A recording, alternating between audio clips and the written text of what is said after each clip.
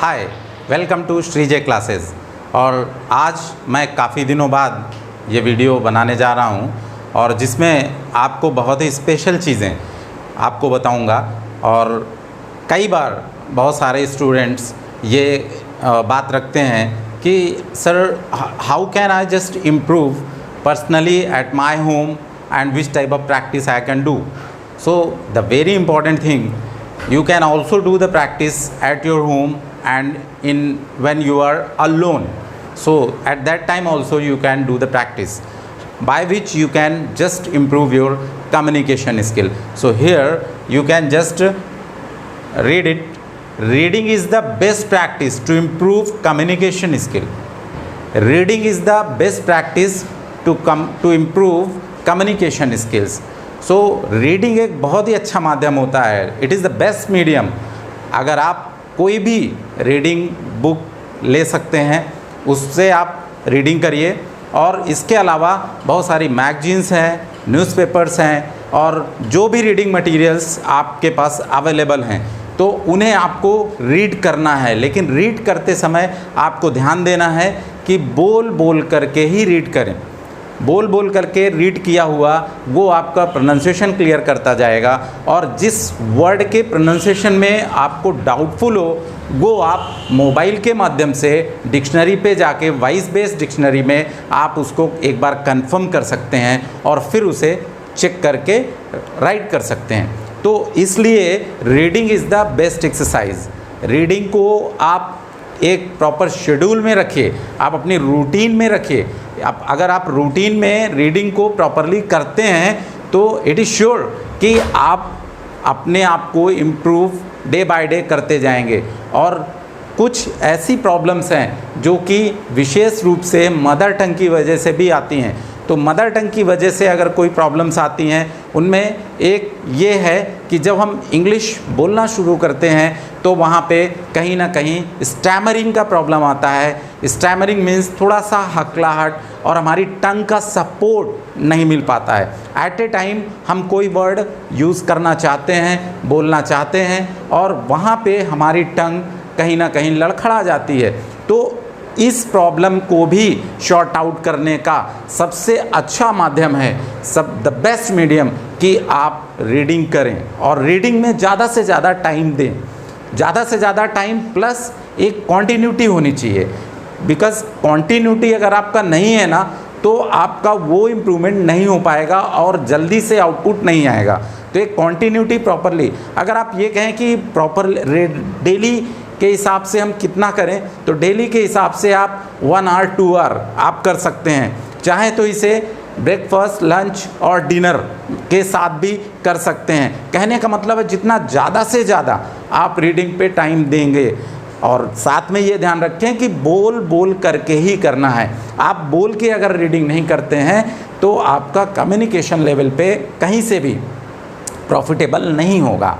तो इसलिए हमें इस चीज़ को ध्यान रखना है कि जब भी रीडिंग करने बैठें तो बोल बोल करके रीडिंग करें और जिससे हमारा प्रोनाउंसिएशन भी एक्यूरेट रहे। और कोई भी डाउट आने पे उसे कंफर्म ज़रूर करें, क्योंकि एक बार अगर कोई डाउट आ रहा है तो उसे हम कंफर्म अगर नहीं कर पाते हैं तो नेक्स्ट टाइम के लिए हमारे लिए वो प्रॉब्लम बनी रहेगी। और अगर एक बार में ही हमने वो डाउट क्लियर कर लिया तो फिर नेक्स्ट टाइम के लिए वो प्रॉब्लम शॉर्ट आउट हो जाएगी परमानेंटली, फिर कभी ऐसी दिक्कत नहीं आएगी।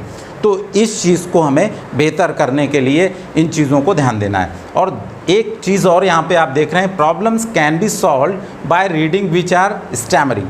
स्टैमरिंग का प्रॉब्लम मैंने आपको बताया कि स्टैमरिंग आपका बहुत ही आसानी से दूर हो सकता है, वो है रीडिंग। आप जितना ज़्यादा रीडिंग करेंगे आपकी स्टैमरिंग धीरे धीरे करके बिल्कुल ख़त्म हो जाएगी।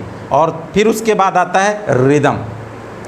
इंग्लिश का एक प्रॉपर रिदम होता है। जब हम बोलते हैं, इंग्लिश ही नहीं, कोई भी लैंग्वेज जब हम यूज़ करते हैं तो एक प्रॉपर रिदम के साथ यूज़ करते हैं। उसी तरह से यहाँ पे आप इंग्लिश भी यूज़ करेंगे तो एक प्रॉपर रिदम होता है, एक स्पेशलाइज्ड रिदम होता है। और उस रिदम को पाने के लिए रीडिंग बहुत ही सपोर्टिव होती है। जब भी हम रीडिंग करें तो एक प्रॉपर वे में करें। जब सेंटेंस स्टार्ट करते हैं तो एक तरीके से आप ये समझ सकते हैं, अगर ग्राफ लेवल पे इसको अगर हम ले जाते हैं तो आप ग्राफ पेपर पे इसको समझ सकते हैं कि अगर हमने सेंटेंस स्टार्ट किया तो पहले अप जाएगा और फिर ये धीरे धीरे करके डाउन आएगा।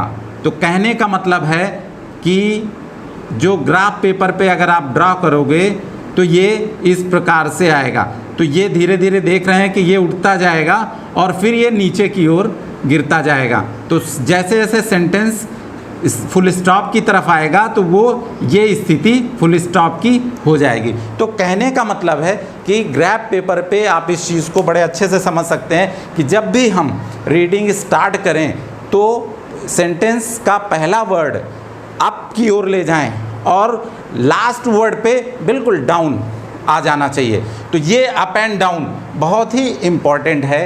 रीडिंग के माध्यम से इसको हम इम्प्रूव करें, काम करें, और इस पे जितना अच्छा हम काम कर लेंगे उतना ही बेहतर हमारा रिदम हो जाएगा। और जब हम इंग्लिश बोलेंगे तो फिर ये कह सकते हैं कि हम इंग्लिश को इंग्लिश की तरह से बोलते हैं।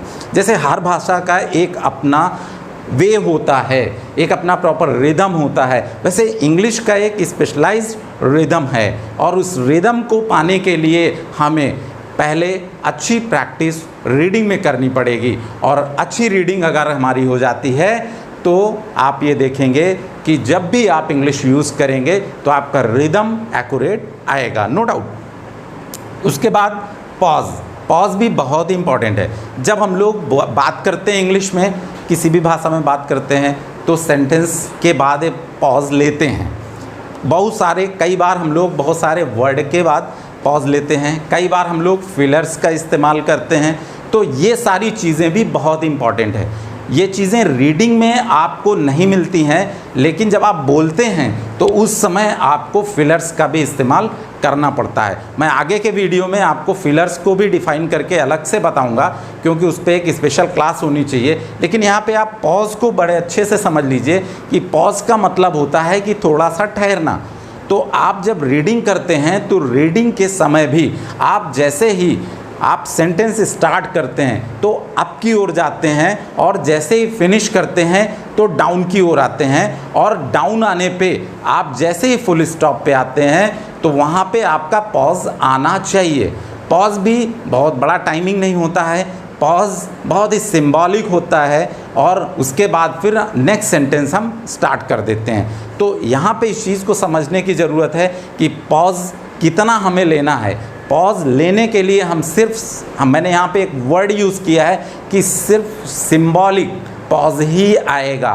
तो सिंबॉलिक पॉज का मतलब बहुत हल्का सा, और उसके बाद फिर हम नेक्स्ट सेंटेंस स्टार्ट करते हैं अप की ओर और फिर डाउन की ओर। तो ये एक अच्छा तरीका है, इससे आप अपनी कम्युनिकेशन को बेहतर कर सकते हैं। और बहुत सारी ऐसी प्रॉब्लम्स हैं जो हमें कम्युनिकेशन लेवल पे इंग्लिश बोलते समय जो दिक्कत करती हैं, वो खासकर टंग प्रॉब्लम एक बहुत बड़ी समस्या है। जिनकी मदर टंग हिंदी है या और भी कोई भाषा है, उनके लिए ये एक बड़ी समस्या हो जाती है कि जब इंग्लिश पे जाते हैं तो टंग सपोर्ट उतना अच्छा नहीं करता है। कई बार कई वर्ड सही बोलना चाह रहे हैं लेकिन सही निकल नहीं पाता है। तो इस तरह की चीज़ों को आप दूर करने के लिए एक अच्छी प्रैक्टिस जो रीडिंग के माध्यम से कर सकते हैं, और इसका एक प्रॉपर शेड्यूल होना चाहिए, प्रॉपर कॉन्टिन्यूटी होनी चाहिए।